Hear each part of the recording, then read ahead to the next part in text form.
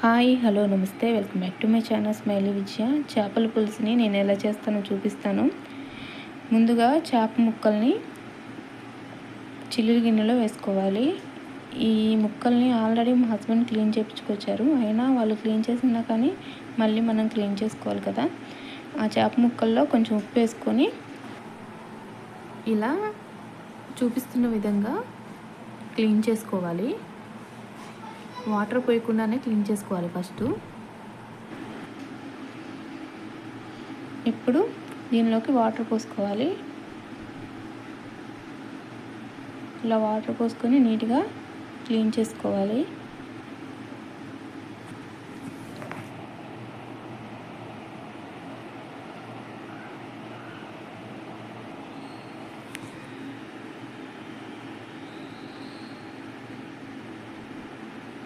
ఇలా క్లీన్ చేసుకున్న చేప ముక్కల్ని ఒక ప్లేట్లోకి తీసుకొని దానిలోకి సరిపడినంత పసుపు, రుచికి సరిపడా ఉప్పు, రుచికి సరిపడా కారం వేసుకోవాలి. ఫ్రెష్గా పట్టిన అల్లం వెల్లుల్లి పేస్ట్ని కూడా యాడ్ చేసుకోవాలి. యాడ్ చేసుకొని ఇలా అన్ని ముక్కలకు పట్టే విధంగా కలుపుకోవాలి. కలుపుకొని మూత పెట్టుకొని పక్కన పెట్టుకోవాలి. ఒక గిన్నెలోకి చింతపండు వేసుకోవాలి. చేపల కూరలోకి ఎప్పుడైనా పులుపు ఎక్కువ ఉంటేనే బాగుంటుంది. ఇప్పుడు దీనిలోకి వాటర్ పోసుకొని నానబెట్టుకొని పక్కన పెట్టుకోవాలి. చేపల పులుసులోకి ఇప్పుడు మసాలాను రెడీ చేసుకుందాం. ముందుగా స్టవ్ మీద కడాయి పెట్టుకొని స్టవ్ వెలిగించి కొన్ని మెంతులు, ధనియాలు వేసుకొని కొంచెం సేపు వేగనివ్వాలి. ఇలా కొంచెం సేపు వేగిన తర్వాత దీనిలోకి జీలకర్ర యాడ్ చేసుకోవాలి. యాడ్ చేసుకొని వీటిని ఎర్రగా వేగనివ్వాలి. ఇలా ఎర్రగా వేగిన తర్వాత స్టవ్ ఆఫ్ చేసి ఆరిన తర్వాత మిక్సీ పట్టుకొని పక్కకు పెట్టుకోండి. ఇప్పుడు ఆనియన్స్, పచ్చిమిర్చిని కట్ చేసుకోవాలి. ఆనియన్స్ కొన్ని ఎక్కువ ఉంటేనే బాగుంటుందండి. టేస్టీ ఫిష్ కర్రీ గ్రేవీ వచ్చింది. అవి కట్ చేసుకున్న తర్వాత ఇప్పుడు స్టవ్ మీద వెడల్పాటి కడాయిని పెట్టుకోవాలి.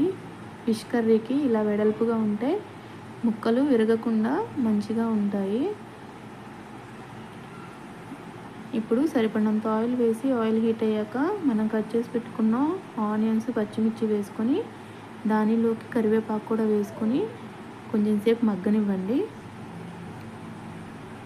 ఇలా మగ్గిన తర్వాత దీనిలోకి కొంచెం అల్లం వెల్లుల్లి పేస్ట్ని కూడా యాడ్ చేసుకోండి.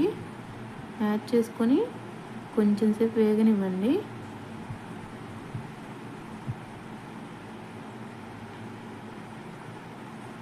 ఇలా వేగిన తర్వాత దీనిలోకి మనం కలిపి పక్కన పెట్టుకున్న ఫిష్ ముక్కలను కూడా యాడ్ చేసుకోండి. యాడ్ చేసుకొని మంచిగా కలుపుకోండి.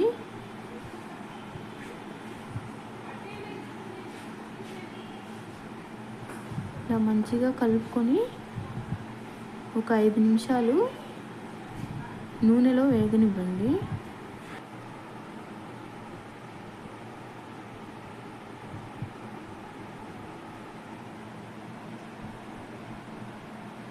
ఇప్పుడు దీనిలోకి చింతపండు రసాన్ని పోసుకోవాలి.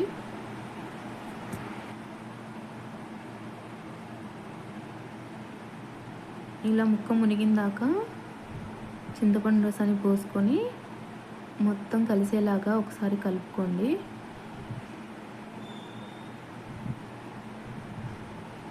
ఇలా కలుపుకున్న తర్వాత మూత పెట్టి ఒక 20 మినిట్స్ ఉడకనివ్వండి.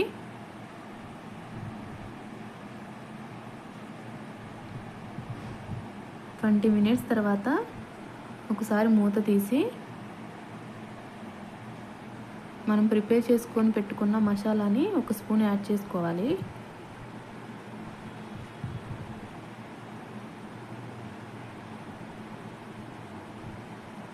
యాడ్ చేసుకొని గెరటితో కలపకుండా మూత పెట్టి ఇలా ఒక క్లాత్ తీసుకొని ఇలా రౌండ్గా తిప్పుకుంటూ మంచిగా కలుపుకోవాలి. కలుపుకొని మళ్ళీ పొయ్యి మీద పెట్టి ఒక 10 మినిట్స్ ఉడకనివ్వండి. చూడండి వాటర్ అంతా దగ్గర పడ్డాయి. ఇప్పుడు దీనిలోకి సన్నగా కట్ చేసుకున్న కొత్తిమీరని యాడ్ చేసుకోండి. యాడ్ చేసుకొని మూత పెట్టి స్టవ్ ఆఫ్ చేయండి. అంతేనండి, చాలా సింపుల్ అండ్ టేస్టీ చేపల పులుసు రెడీ అయిపోయింది. Thank you for watching.